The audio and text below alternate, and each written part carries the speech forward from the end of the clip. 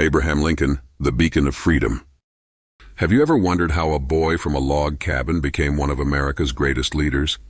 Abraham Lincoln's story begins in the backwoods of Kentucky, where hardship molded his character and fueled his thirst for knowledge and justice.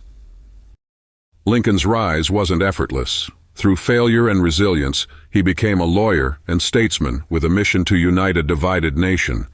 His journey to the presidency was marked by perseverance, proving that determination and moral conviction can conquer adversity. Amidst the chaos of the Civil War, Lincoln's leadership shone brightly. His Emancipation Proclamation was a groundbreaking act of courage that changed the course of history, freeing millions and affirming his commitment to freedom and human dignity.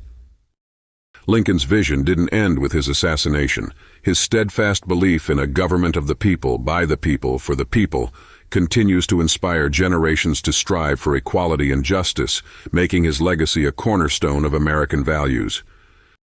Inspired by Lincoln's triumphs and trials, we can be catalysts for positive change in our communities.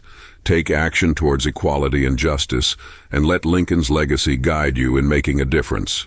Be the leader who drives humanity forward, just as he did.